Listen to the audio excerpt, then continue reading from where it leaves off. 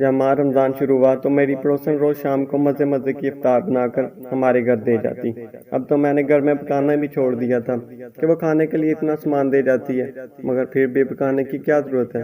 جب ایک مرتبہ شور بھڑک اٹھا اور مجھ پر بہت غصہ کیا اور کہا کہ کبھی خود بھی افطار بنا کر پڑوسن کو دے آیا کرو۔ شور کی بات سن کر مجھے بہت شرمندگی ہوئی اور میں نے اگلے ہی روز بہت ساری افطاری بنائی اور سال بھر کر پڑوسن کے گھر لے گئی۔ گھر کا دروازہ کھلا تھا اور کچن سے آواز آ رہی تھی۔ میں سیدھا کچن میں چلی گئی، لیکن اندر کا منظر دیکھتے میرے ہوش اڑ گئے، کیونکہ پڑوسن تو کہتے ہیں کہ اپنی زندگی میں کوئی خوشی نہیں ہے، ہر کسی کے اپنے غم میں۔ دنیا میں کوئی ایسا انسان نہیں جس کی زندگی میں کوئی غم نہ ہو، مگر ہر کسی کی زندگی میں غم کی نوعیت الگ ہے۔ کچھ ایسا ہی ہماری زندگی میں بھی تھا۔ جب میں پیدا ہوئی تو ہمارے گھر والے بہت زیادہ خوش تھے، حالانکہ اگر پہلی بیٹی پیدا ہو تو زیادہ تر لوگ خوش نہیں ہوتے۔ شاید میں چند خوش قسمت لڑکیوں میں سے ایک تھی، مگر میرا لڑکی ہونا کتنا برا عذاب بن گیا۔ میں نے کبھی بھی نہیں سوچا تھا میرے بعد میرے جتنے بھی بہن بھائی پیدا ہوئے وہ سب 2-3 سال کے بعد فوت ہوتے گئے۔ جب میرے 3 بہن بھائی اس طرح فوت ہو گئے تب تک کسی نے اس بات پر دھیان نہیں دیا، لیکن پھر دھیرے دھیرے لوگ اس بارے میں باتیں کرنے لگے، کوئی کچھ بولتا تو کوئی کچھ۔ چند خاندان کے بڑوں نے مجھے منحوس کہنا شروع کر دیا اور کہنے لگے کہ میرے قدم باری ہیں، جب سے پیدا ہوئی ہے اس کے بعد کوئی بہن یا بھائی پیدا نہیں ہوا۔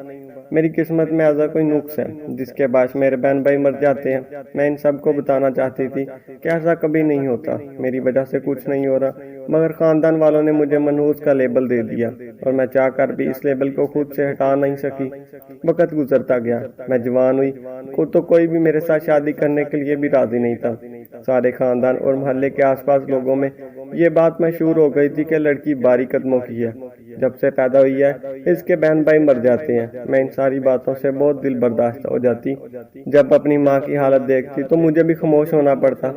انہوں نے بھی باقی ساری زندگی خاموشی سے گزاری تھی، مگر پچھلے کچھ عرصے سے میرے باپ نے گھر میں جھگڑا کرنا بھی بند کر دیا تھا۔ پہلے تو وہ آئے دن میری ماں سے لڑتے رہتے تھے، پھر ہمارے خاندان والے بھی آ کر جھگڑا نہیں کرتے تھے۔ ان کا رویہ کافی بدل گیا تھا، مگر ہم خوش تھے کہ کم از کم گھر میں جھگڑے تو ختم ہوئے۔ پھر اچانک ایک دن میرے باپ نے اماں کے سر پر بہت بڑا بم پھوڑ دیا۔ ہم نے کبھی امید نہیں کی تھی کہ ہماری زندگی میں ایسا کوئی موڑ آ جائے گا، لیکن ہمارے ساتھ جو ہونا تھا وہ ہو گیا۔ ایک خوبصورت 3 لڑکوں کے ساتھ ہمارے گھر میں آ گئی اور اس کے یوں دھڑلے سے ہمارے گھر میں داخل ہو جانا پر ہم کافی لوگ پریشان ہو گئے۔ ہمیں لگا شاید اس کی دماغی حالت خراب ہے، اسی وجہ سے وہ ہمارے گھر کو اپنا گھر بول رہی تھی اور یہاں سے ہلنے کے لیے بھی تیار نہیں تھی۔ ہم اس کی حرکتیں دیکھ کر کافی پریشان ہو گئے، لیکن جب میرا باپ آیا ہم ماں بیٹی کو اگنور کر کے اس عورت کی خدمت میں لگ گیا۔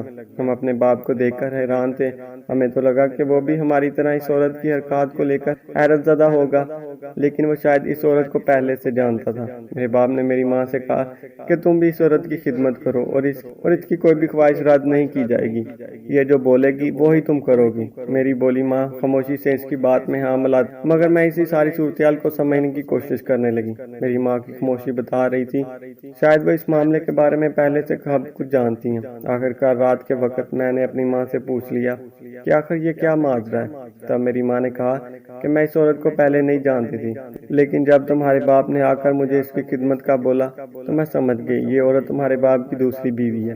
تمہارے بعد میرے بہت سے بچے مر چکے تھے، اسی وجہ سے انہوں نے دوسری شادی کر لی تھی۔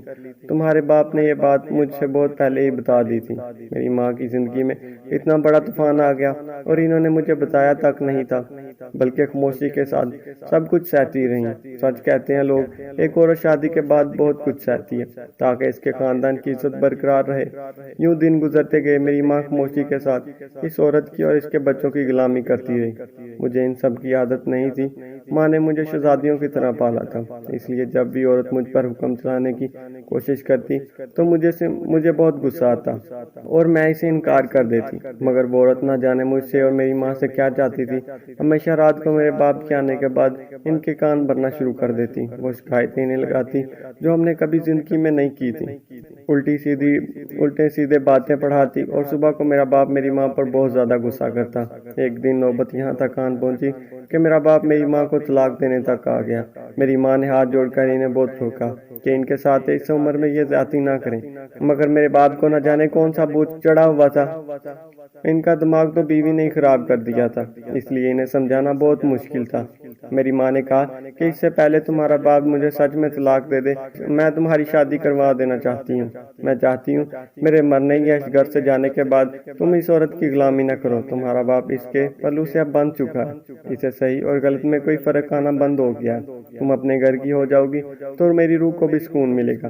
ماں نے چند دنوں میں میرا رشتہ ڈھونڈا اور پھر 2 ماہ کے اندر میری شادی کروا دی۔ حالانکہ میرے باپ کی دوسری بیوی نے ان کے فیصلے میں بہت رکاوٹ ڈالنے کی کوشش کی اور طرح طرح کے الزامات مل گئے، مگر ماں نے ٹھان لی تھی کہ وہ اچھی جگہ شادی کر کے ہی رہیں گی، اور انہوں نے میری شادی کر دی۔ یہاں تک کہ میرا باپ بھی ناراض ہو گیا۔ جب میں اپنے سسرال آ رہی تھی، رخصتی کے دن میری ماں نے کہا اپنے گھر کو ہی جنت بنانے کی کوشش کرنا اور بھول جانا کہ تمہارا کوئی میکا بھی ہے، یہاں دوبارہ آنے کی بھی ضرورت نہیں کیونکہ تمہارا باپ اب کچھ بھی نہیں رہا۔ میں نے کہا ماں میں آپ سے ملنے آ سکتی ہوں؟ تو انہوں نے کہا مجھے نہیں معلوم میں یہاں کتنے دن رہوں، تمہارا باپ ویسے بھی بگڑ چکا ہے، پتہ نہیں مجھے کب یہاں سے نکال دے۔ پہلے تو تمہاری خاطر وہ مجھ سے برداشت کر رہا تھا، اس لیے تمہیں یہاں واپس آنے کی بالکل ضرورت نہیں، میرے ساتھ جو ہوگا میں دیکھ لوں گی۔ اگر تمہارے باپ نے مجھے طلاق دی تو میں اپنے ماں باپ کے گھر چلی جاؤں گی، لیکن میں فون پر تم سے رابطہ رکھوں گی۔ آدھے سے زیادہ زندگی گزر جانے کے بعد میری ماں کی مشکلات کم نہیں ہوئی تھی، اس بات نے مجھے دل کو بہت دکھی کر دیا تھا۔ اس دن کے بعد میں کبھی اپنے میکے نہیں ہے، ہمیشہ سسرال میں ہی رہتی، مجھ سے فون پر رابطہ رکھیں گی۔ انہوں نے اپنا کہا سچ کر کے دکھایا، واقعی وہ مجھ سے رابطے میں رہتی۔ میرے سسرال میں کوئی بھی نہیں تھا، صرف ایک سسر تھا جو کہ بیمار رہتا، ان کی خدمت کرتی کیونکہ اب میری یہی آخری زندگی تھی۔ میرا شوہر مبین بھی بہت اچھا تھا۔ اسی طرح میری شادی کو 2 سال گزر گئے۔ ایک دن میرے سسر کا انتقال ہو گیا۔ میرا ایک بیٹا تھا جسے میں بہت پیار کرتی تھی۔ میرا شوہر بھی اپنی جان چھڑکتا تھا اور سارا دن آفس میں رہتا اور رات کو آنے کے بعد اپنے بیٹے کے ساتھ کھیلتا۔ میرا دل چاہتا کہ جا کر ماں سے ملوں اور اپنے بیٹے کو بھی ملواؤں، لیکن انہوں نے ہمیشہ ہی مجھے ملنے سے منع کر دیا۔ جب میرا بیٹا کچھ بڑا ہوا، تقریباً 8 سال کا، تو وہ بہت بیمار رہنے لگا، بہت سست اور لاغر ہو گیا۔ وہ تو بہت زیادہ چست تھا، سارے بچوں میں کھیلنے کودنے میں ماہر تھا۔ میں نے اس بارے میں اپنے شوہر سے بات کی تو انہوں نے کہا کہ ضرور اسے بخار ہوگا، تم قریبی ڈاکٹر سے دوائی لے آؤ، ٹھیک ہو جائے گا۔ میں نے بھی ویسا ہی کیا، مگر اس ڈاکٹر کی دوائی کا کوئی خاص اثر نہیں ہوا، بلکہ وہ دن بہ دن کمزور ہوتا جا رہا تھا۔ میں نے دوبارہ اپنے شوہر سے کہا کہ ہم اسے کسی بڑے ہسپتال لے جاتے ہیں، تو وہ بہت زیادہ غصے ہو گیا اور کہنے لگا اس کی کوئی ضرورت نہیں، تم کیوں پریشان ہو رہی ہو؟ پتہ اس کی طبیعت ایسی ہی ہوتی جا رہی ہے، اسے کوئی کام کرنے میں دلچسپی نہ ہوتی۔ میں نے کہا وہ سست بھی ہو رہے ہیں۔ وہ کہنے لگے کھیلتا جو نہیں ہے پھر کمزور ہی ہوگا، ویسے بھی وہ زیادہ کھاتا نہیں ہے۔ اس کی بات سن کر میرا دل بہت زیادہ گھبرا گیا، مجھے لگتا کہ میرے بیٹے کو کچھ ہو جائے گا، لیکن میرے شوہر کو کوئی فکر ہی نہیں تھی، بس وہ اپنی فیملی ڈاکٹر پر یقین رکھتے جس کا کلینک ہمارے گھر کے ساتھ والی گلی میں تھا۔ وہ ڈاکٹر اس کے علاوہ کہیں نہ جاتا۔ جب میں نے اصرار کیا تو میرے شوہر کہنے لگے اس کو کسی بابا سے دم کروا کے لے آ۔ ان کی بات سن کر میں تھوڑا خوش ہو گئی کیونکہ میری سمجھ سے بھی میرے بیٹے کی بیماری باہر تھی۔ چلو ہسپتال سے نہیں، دم کروانے سے وہ ٹھیک ہو جائے گا۔ ایک بابا کے آستانے پر چلی گئی، وہاں سے اپنے بیٹے کو دم کروانے کے لیے لے گئی، لیکن میرے بیٹے عبداللہ کو کوئی فرق نہیں پڑا۔ میری پریشانی حد سے زیادہ ہونے لگی، اب تو مجھے گھر کا بھی ہوش نہیں رہتا تھا، ہر وقت اپنے بیٹے کے پاس ہی بیٹھی رہتی اور اسی کی باتیں کرتی رہتی کیونکہ وہ مجھے بہت زیادہ کمزور ہو گیا تھا۔ میں نے اس بارے اپنی ماں سے بات کی، وہ مجھ سے کافی زیادہ پریشان ہوئی اور کہنے لگی میں چاہ کر بھی تمہارے لیے کچھ نہیں کر پا رہی۔ ماں کی مجبوری سمجھ گئی تھی، وہ بہت زیادہ بڑے مسئلوں میں پھنسی ہوئی تھی، لیکن مجھے یقین تھا میرے بعد ابا کی دوسری بیوی بھی انہیں سانس نہیں لینے دیتی ہوگی، مگر کسی بھی بابا کے دم کروانے سے میرے بیٹے کو آرام نہیں آیا۔ اس کی حالت پہلے کی طرح ہی تھی اور دن بہ دن بگڑتی جا رہی تھی۔ مجھے بہت لوگوں نے کہا کہ ایک بار دم کروانے سے کچھ نہیں ہوگا، تمہیں بار بار یہ کرنا ہوگا۔ میرے شوہر ان دنوں اپنے کاموں میں بہت زیادہ مصروف تھے اور شاید اس بات کا یقین نہیں کر رہے تھے کہ ہمارے بیٹے کو کوئی بیماری ہے۔ یوں ہی ایک ماہ گزر گیا۔ ایک بار میں دم کروانے کی گھر سے اپنے بیٹے کو لے کر بازار کے راستے جا رہی تھی، تبھی مجھے اپنا باپ دکھائی دیا جس کی حالت بہت زیادہ اجڑ چکی تھی۔ میں نے رکشہ رکوا کر اپنے باپ سے پوچھا کہ آخر آپ کی حالت یہ کیسی ہوئی؟ تو انہوں نے کہا کہ جا کر اپنی ماں سے پوچھو۔ پھر انہوں نے دھکا دے کر مجھے سڑک پر ہی پھینک دیا۔ میں روتے ہوئے گھر آئی اور اپنی ماں کو فون کر کے سارے حالات کے بارے میں بتایا تو انہوں نے کہا کہ تمہیں فکر کرنے کی کوئی ضرورت نہیں ہے، تمہارے باپ کے ساتھ یہ سب ان کی دوسری بیوی نے کیا ہے، اب ان کی دماغی حالت بھی ٹھیک نہیں رہتی۔ میں اپنی ماں کی باتوں سے متفق ہو گئی کیونکہ ان کی دوسری بیوی واقعی میں بہت زیادہ تیز تھی، اس کا کوئی بھروسہ بھی نہیں تھا، مگر مجھے اپنے باپ کے لیے برا لگ رہا تھا۔ میں چاہتی تھی کہ خدا کچھ ایسا کرے جس سے کچھ پہلے کی طرح ٹھیک ہو جائے اور ہم سب ایک ساتھ رہنے لگے۔ پریشانیوں کے درمیان میرے دن رات گزرنے لگے۔ جب میرا شوہر مجھ سے کچھ چڑچڑا رہنے لگا کیونکہ میں زیادہ تر دھیان اپنے بیٹے پر دیتی، اس لیے انہیں مجھ سے شکایتیں ہونے لگیں۔ کبھی انہیں کھانا پسند نہیں آتا تو کبھی میرے کپڑے استری انہیں پسند نہیں آتے۔ ان کے کافی کاموں میں لاپرواہی برت رہی تھی، مگر میری پریشانی صرف میرا بیٹا تھا۔ جب وہ غصہ کرتے تو میں ان کے سامنے زبان درازی کر دیتی اور انہیں کہتی کہ آپ میری اکیلے عورت کا فائدہ اٹھا رہے ہیں۔ اگر میں اکیلی ہوں اور آپ کی اجازت کی طلبگار ہوں تو کیا اس کا کیا مطلب ہے کہ آپ میرے بیٹے کو ہسپتال نہیں لے جائیں گے؟ وہ دن بہ دن کمزور ہو رہا ہے اور اسے بہت زیادہ علاج کی ضرورت ہے، مگر آپ تو جیسے دوسری دنیا میں رہتے ہیں۔ جس دن ہمارے بیٹے کو کچھ ہو گیا اس دن اس کی موت کے ذمہ دار صرف اور صرف آپ ہوں گے۔ مگر میرا شوہر کہتا کہ تم اسے صرف فیملی ڈاکٹر کو دکھاؤ۔ مجھے وہ ڈاکٹر پاگل لگتا۔ ماہ رمضان کا مہینہ شروع ہو چکا تھا، میں روزے اور نماز کی پابندی بھی کر رہی تھی، اپنے بیٹے کے لیے روزانہ دعا بھی مانگتی۔ انہی دنوں ہمارے ساتھ والے گھر میں ایک امیر پڑوسن آ کر رہنے لگی۔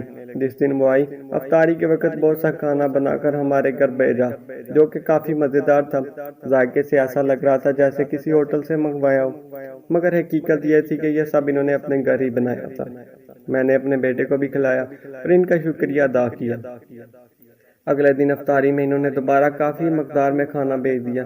میں حیران ہو گئی۔ میں نے شام کے وقت کھانا نہیں بنایا۔ دھیرے دھیرے اب وہ عورت روزانہ ہی افطاری کے وقت ہمیں کافی مقدار میں کھانا بھیج دیتی اور میں کھانا نہیں بناتی۔ بھلا اتنا مزیدار سالن گھر میں موجود ہونے کے بعد بھی بھلا کوئی کیوں نہیں کھائے گا؟ میرا شوہر بھی افطاری کے وقت یہی کھاتا، یہ کھانا کھا کر خوش ہو جاتا۔ جب میں روز افطاری پڑوسن کے گھر سے آنے لگی تو ایک دن شوہر مجھ پر بڑک اٹھا اور کہنے لگا کبھی خود بھی افطاری بنا کر انہیں دے آیا کرو۔ مجھے احساس ہوا کہ میں خود غرضنہ کام کر رہی ہوں۔ مجھے شرمندگی ہو گئی اور میں نے اگلے روز افطاری کے وقت مزیدار سی بریانی بنائی اور تھال بھر کر پڑوسن کے گھر لے گئی۔ ان کے گھر کا دروازہ کھلا تھا اور کچن سے آوازیں آ رہی تھی۔ میں سیدھی کچن میں چلی گئی، لیکن اندر کا منظر دیکھتے ہی میرا دماغ چکرا گیا اور میرے ہاتھ سے تھال نیچے گر گیا کیونکہ پڑوسن آج بھی ہمارے لیے افطاری کا سامان تیار کر رہی تھی اور وہ سالن کے اندر کچھ عجیب سی چیز ملا رہی تھی۔ میں حیران رہ گئی۔ پھر پڑوسن ملازمہ سے کہنے لگی اسے پکڑو اور ان کے گھر دے آؤ۔ یہ سارا منظر دیکھ کر میرا حلق تک خوش ہو گیا۔ نہ جانے کیوں اس کے اندر کیا ملا رہی تھی۔ مجھے اس وقت ایک عجیب سی بدبو بھی آئی۔ میں گھبرا کر آگے بڑھی تو وہ سبھی لوگ میری طرف متوجہ ہو گئے۔ میں نے حیرت سے ان کی طرف دیکھا تو مجھ سے ملنے کے لیے دو عورتیں آگے آئیں۔ اب میرا دماغ چلنا شروع ہو گیا۔ کوئی بھی کسی کے گھر بار بار اتنا زیادہ کھانا پینے کا سامان نہیں بھیجتا اور نہ ہی میری ان لوگوں سے جان پہچان تھی۔ خام خواہ میں بے وقوفوں کی طرح روزانہ کھانے پینے کا سامان لے کر کھاتی رہی اور گھر میں بھی پکانا چھوڑ دیا۔ آج مجھے اپنی بے وقوفی کا شدت سے احساس ہو رہا تھا، اس لیے انہوں نے افطاری کے وقت جو سالن مجھے دیا میں نے چھپا کر فریج میں رکھ دیا اور گھر کا بنا کھانا اپنے شوہر اور بیٹے کو کھلایا۔ شوہر نے کھانا خاموشی سے کھا لیا لیکن میرے بیٹے نے گھر کا کھانا نہیں کھایا۔ شاید اسے بھوک نہیں تھی، مگر ایک بات میں نے نوٹ کی تھی کہ میرا بیٹا اب ٹھیک ہوتا جا رہا تھا۔ اس کی صحت بھی پہلے جیسی ہو رہی تھی۔ رات جب بھوک لگی تو میرے بیٹے نے کچن میں جا کر فریج میں سے وہ سالن نکال کر کھا لیا۔ مجھے اس کی اس حرکت پر بہت غصہ آیا اور اگلے دن صبح ہوتے ہی میں ان لوگوں کے گھر گئی کہ آج کا پورا دن میں یہیں گزاروں گی۔ میرا بیٹا میرے ساتھ تھا، ان لوگوں کے ساتھ کافی گل مل گیا تھا۔ میرا مقصد صرف یہ تھا کہ یہ پتہ لگا سکوں کہ آخر وہ عورت کون تھی، اس نے کھانے میں کیا ملایا تھا۔ پورا دن ان کے گھر جانے کے بعد کوئی سراغ میرے ہاتھ نہیں لگا، مگر شام کے وقت بہانہ بنا کر اپنے شوہر کے ساتھ افطاری کروں گی واپس آ رہی تھی۔ تب نہ جانے کس نے وہ کھانا بنا کر مجھے دے دیا، حالانکہ سب لوگ میرے ساتھ تھے۔ کھانا کس نے بنایا مجھے یقین تھا کہ کھانا اسی عورت نے بنایا ہوگا۔ میں خاموشی سے کھانا لے کر واپس آ گئی۔ اپنے شوہر کو یہ بات بتانا فضول تھی، جو اپنے بیٹے کی بیماری نہیں سمجھتا تھا وہ اس مسئلے کو کیسے سمجھے گا، اس لیے میں نے سوچا کہ یہ بات ماں سے کروں گی۔ لیکن جب میں نے اپنی ماں سے بات کی تو انہوں نے کہا کہ تم مفت میں شک کر رہی ہو، وہ کھانا کھانے کے بعد تمہارا کوئی نقصان نہیں ہوا۔ ان کی باتوں میں دوبارہ متفق ہو گئی، لیکن پھر میں بھی پریشان تھی کہ آخر وہ کھانے میں کیا ملا رہی ہیں۔ ایک بار پھر ان کے گھر عین افطاری کے وقت چلی گئی۔ جب میں وہاں پہنچی تو وہ عورت دوبارہ کچن میں کھڑی تھی، مگر اس سے پہلے کہ وہ عورت وہاں سے واپس جاتی میں نے جا کر اسے پکڑ لیا اور کہا کہ تم کون ہو؟ جب میں نے اپنا چہرہ میری طرف کیا تو مجھے دیکھ کر مسکرانے لگی اور کہنے لگی، کیا ہوا؟ تم کافی پریشان لگ رہی ہو۔ جب میں نے اسے کہا کہ میں نے اپنی آنکھوں سے تمہیں کھانے میں کچھ ملاتے ہوئے دیکھا ہے، تب وہ کہنے لگی، میں ایک حکیم کی بیوی اور تمہارے گھر میں اور تمہارے کھانے میں دوائی ملاتی ہوں تاکہ تمہارا بیٹا کھانا کھا کر ٹھیک ہو جائے۔ اس کی بات سن کر میں دنگ رہ گئی۔ میرے بیٹے کی تندرستی کا راز کسی بابا کا دم نہیں بلکہ یہ سالن تھا۔ میں نے کہا کہ تمہیں کیسے معلوم کہ میرا بیٹا بیمار ہے اور تمہیں کس نے یہ سب کچھ کرنے کے لیے کہا؟ تب وہ کہنے لگی، مجھے تو یہ سب تمہاری ماں نے بولا ہے۔ میری ماں ان لوگوں کو جانتی ہے۔ یہ ایک نیا انکشاف میرے سر پر ہوا۔ میں نے کہا ٹھیک ہے، میں وہاں سے واپس آ گئی۔ آج انہوں نے افطاری کے وقت بہت کھانا مجھے دیا۔ اس بار وہ سالن اپنے بیٹے کو خود ہی اپنے ہاتھوں سے کھلایا اور دوبارہ کسی بابے کے پاس بھی نہیں گئی تھی۔ اس بات کو ایک ہفتہ گزر چکا تھا۔ پھر میں نے سوچا اپنے گھر جاؤں گی، حالانکہ میری ماں نے مجھے منع کیا تھا۔ جب میں گھر واپس آئی تو یہ دیکھ کر حیران رہ گئی، میرے گھر کا پورا نظام ہی بدل چکا تھا۔ وہ عورت جو اپنے بچوں سمیت ہمارے گھر آئی تھی، اس کا کہیں نام و نشان نہیں تھا۔ میرا باپ پاگلوں جیسی حالت بنائے ایک طرف بیٹھا تھا اور میری ماں اس کے لیے کھانا لے کر آئی تھی۔ میں نے کہا، ماں یہ سب کیا ہو گیا ہے؟ آپ نے مجھے کچھ نہیں بتایا۔ میری ماں مجھے دیکھ کر رو پڑی۔ میں نے کہا کہ وہ عورت کہاں ہے جو میرے باپ کی دوسری بیوی تھی؟ اس نے کہا کہ بچے کہاں ہیں؟ ماں نے مجھے بتایا کہ تمہارے باپ کے پاس جتنے بھی پیسے بینک بیلنس تھا، اس عورت نے سب سے پہلے یہ سب اپنے نام کروا لی اور پھر سارے پیسے لے کر وہ بھاگ گئی۔ وہ بچے بھی ان کے نہیں بلکہ اس کے پہلے شوہر کے تھے اور ابو کی حالت ایسی ہو گئی۔ تب انہوں نے کہا کہ تمہارا باپ یہ صدمہ برداشت نہیں کر پایا اور انہیں کار روڈ ایکسیڈنٹ ہو گیا۔ اس کے بعد ان کی حالت یہ ہو گئی۔ یہ گھر بھی اس لیے بچا ہے کیونکہ یہ میرے نام پر ہے اور تمہارے باپ کی 2 دکانیں تھیں، اسی کرائے پر گھر چل رہا ہے۔ میں نے کہا کہ میں آپ سے ضروری بات کرنی آئی ہوں۔ آپ نے اس عورت کو میری پڑوسن بنا کر کیوں بھیجا؟ وہ کھانے میں کیا ملاتی رہی ہے؟ ماں کہنے لگی، آج میں تمہیں سب بتاتی ہوں۔ تمہارے بعد جب تمہارے بہن بھائی مرنے لگے تو وہ بھی بہت بیمار ہو جایا کرتے تھے۔ میں تمہارے بابا سے بولتی کہ انہیں ہسپتال لے جاؤ، لیکن وہ کہتے کہ تم ہی کسی بابا سے دم کروا لو کیونکہ انہیں دوائی کی نہیں بلکہ دم کی ضرورت ہے۔ میں بھی کافی پریشان ہو جاتی اور میرے بچے مر جاتے۔ تمہارا باپ مجھے الزام دیتا، اگر وہ تھوڑا مہنگا علاج کروا لیتے تو شاید ہمارے بچے بچ جاتے، مگر ایسا کبھی نہیں ہوا۔ وہ اپنی غلطی ماننے کے لیے بھی تیار نہیں تھے۔ تبھی تم نے اپنے بیٹے کے بارے میں بتایا اور کہا کہ اس کا باپ بھی علاج نہیں کروا رہا، تو مجھے لگا کہ تم بھی میری جیسی زندگی گزار رہی ہو۔ تمہارے شوہر کا دماغ بھی بالکل تمہارے باپ جیسا ہے اور یہ بھی بالکل نامنظور ہے۔ اور پھر مجھے پتا چلا تمہارے پڑوس میں جو لوگ آ کر رہنے لگے ہیں، ان کے گھر ایک برسوں پرانی نگرانی ہے جو حکیم کی بیوی ہے۔ اس کے شوہر کو ہر قسم کی بیماری کا تجربہ ہے، تو میں نے اس حکیم کے گھر گئی اور اسے تمہارے بیٹے کی بیماری کا بتایا۔ تب وہ کہنے لگا کہ اس بیماری کا علاج ممکن ہے، میرے پاس اس بیماری کا علاج ہے۔ تو میں نے اس کی بیوی کو کچھ پیسے دے دیے اور کہا کہ روزانہ افطاری کے بہانے یہ دوائی تمہارے سالن میں ملا کر تمہیں دے جایا کرے۔ اس نے ویسا ہی کیا۔ تمہارے گھر میں آ کر میں نے دوائی